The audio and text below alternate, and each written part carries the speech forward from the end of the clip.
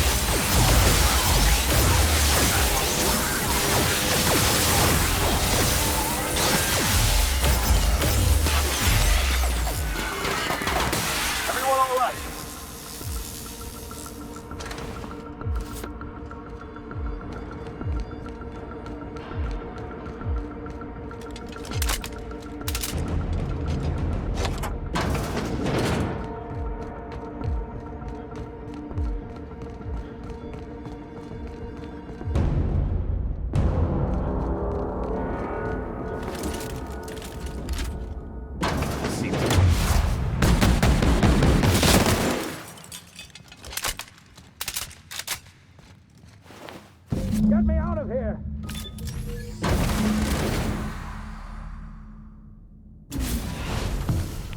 You don't know how glad I am to see you.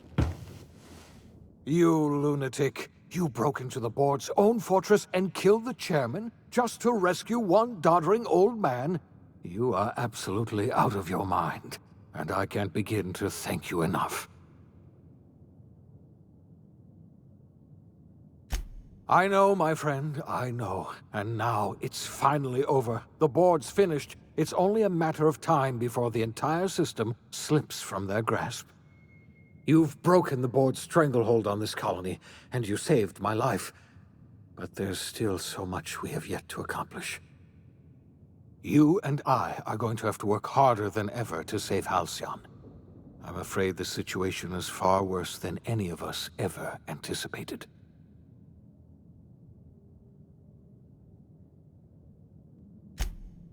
Earth has gone dark.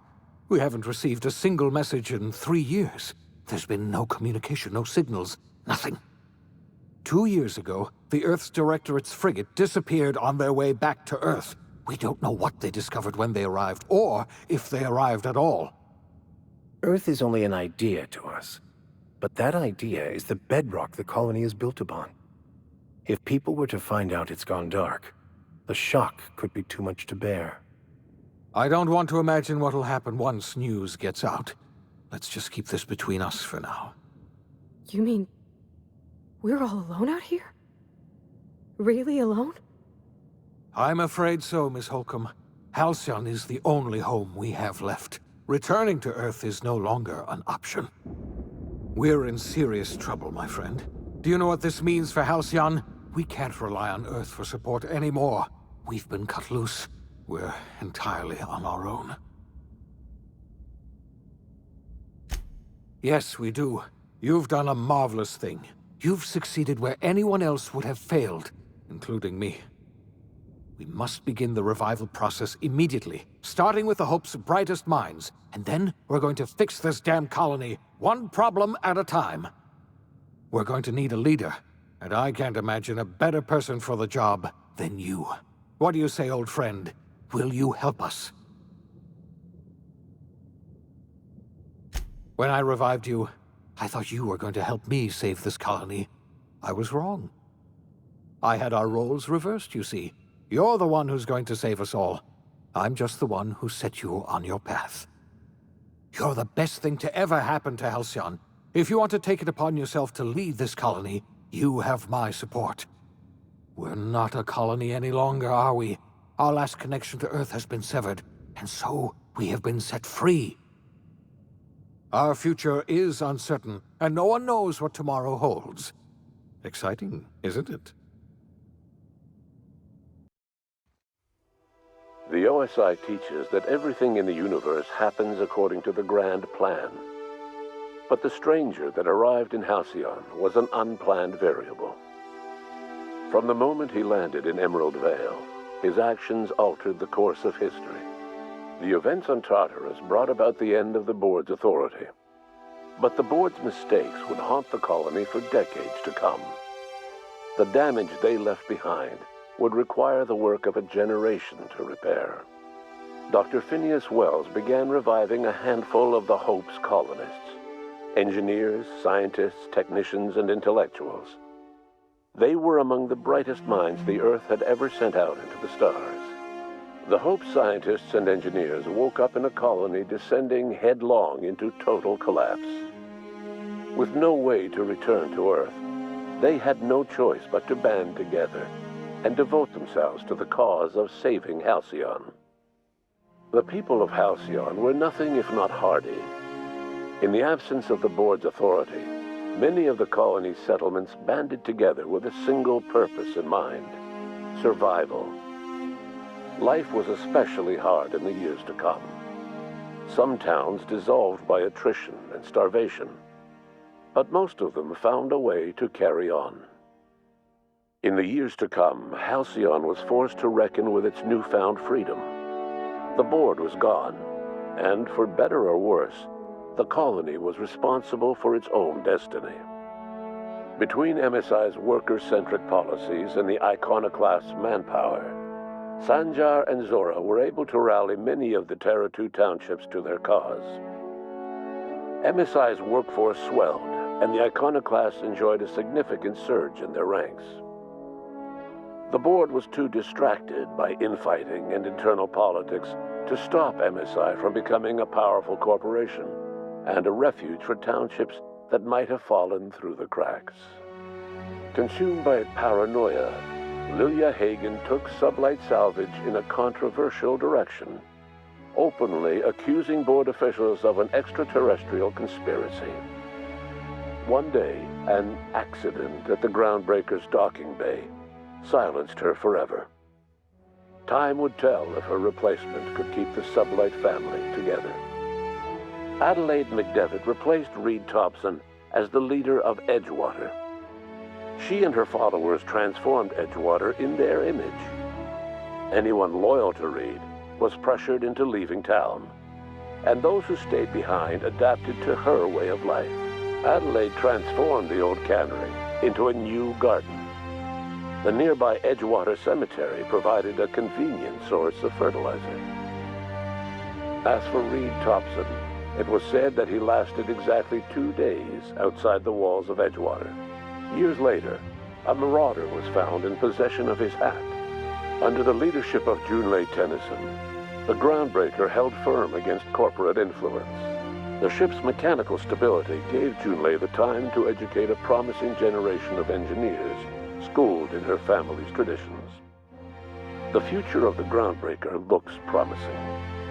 The rediscovery of the Hope and the abandonment of the lifetime employment program forced Byzantium to come to terms with some uncomfortable realities about the state of Halcyon.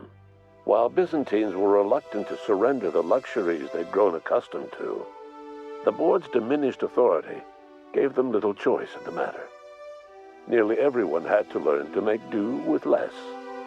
Some even had to get jobs. It was a dark time indeed. Your influence shifted Ellie's perspective. She finally admitted, albeit grudgingly, that she just might need other people. Sometimes.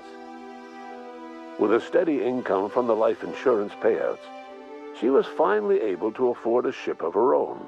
She hired a small crew and flew supply missions to communities on the fringe. Some of them were even legal. Life in Halcyon was sobering for Felix Millstone. The grand revolution he dreamed of never came. There was no great awakening for the colony, no celebrations in the streets. There was only the hard, desperate work of trying to repair a broken colony. Felix never had a head for numbers, but if there was labor to be done, he was there to help. Eventually, Felix realized that the work of a revolution was done with 2 hands. As much as he enjoyed his adventures aboard the Unreliable, the vicar, known as Max, eventually decided that it was time to move on, to live out the life he had sought so long to create. He knew there were many in the colony who carried burdens much worse than the ones he had struggled with, and he devoted himself to easing their suffering wherever he could. He only ever took up arms again to defend the defenseless. Unshackled from a lifetime of striving and fighting the universe and himself, Vicar Maximilian de Soto was finally at peace. Once the matter with the Hope colonists was resolved, Junlei bashfully asked Parvati if she'd like to join her permanently on the Groundbreaker, and Parvati enthusiastically, if somewhat awkwardly, agreed. The stories of her adventures spread across the colony, and Parvati soon found herself the center of attention. Having served as the engineer of a renowned spacecraft, tramp freighters and wildcat miners sought her out by name, and in no time, she was a fixture in the Groundbreaker's mechanical ecosystem. She and Junlei were never far apart. Nyoka didn't survive her adventure with you. The SAM unit that accompanied you spread awareness of the product line's superior sanitation and maintenance capabilities across what was left of the colony. This led to a boost in SAM unit sales. Did you know that SAM units are the longest-lasting, toughest-acting cleaning solution in Halcyon? Minister Clark was released from house arrest, and his contact with you gave him a sense of renewed purpose and vigor. Once it became clear that no help would be coming from Earth, he threw his considerable efforts and talents into helping Halcyon manage the crisis before it. As for Dr. Phineas Wells, he spent his remaining years in his orbital lab. He eventually came to terms with his own past and was able to forgive the mistakes of his younger self by devoting his remaining years to serving the colony. Dr. Wells was able to revive many more scientists and engineers than he first expected, thanks to the additional batch of chemicals you stole from the Ministry. Wells never forgot about the human lives that were lost in acquiring these chemicals. In the end, Dr. Wells was able to save every scientist and engineer aboard the Hope. Over the next decade, nearly all of the Hope's remaining colonists were successfully revived. Halcyon saw a period of rapid technological and scientific advancement. Breakthroughs in dietary supplements saved the colony from starvation. Geoengineering projects and social reforms began to change the structure and character of the colony. Dr. Wells laid the groundwork for the project to save the colony, but he would never live to see the fruits of his labor. He passed away a few years later. His work was carried on by the scientists and engineers he revived. Today, Halcyon has stabilized. The people of the colony work hard to adapt to their new circumstances. Nearby colonies send aid and supplies. Life will never be easy in Halcyon, but for the first time in its history, there exists a sense of real, genuine hope about the future. And what about you? The unplanned variable in the history of Halcyon. Long after Wells passed away, you carried on his work with more energy, determination, and brilliance than he could ever muster. The years that followed were hard, but Halcyon survived by the efforts of the Hope's most promising colonists, the greatest of which was you. No one knows what's happened to Earth, and no one knows what the future has in store for Halcyon. All we know for certain is this: the name of the Unreliable and that of its intrepid captain will remain the subject of countless stories for years to come.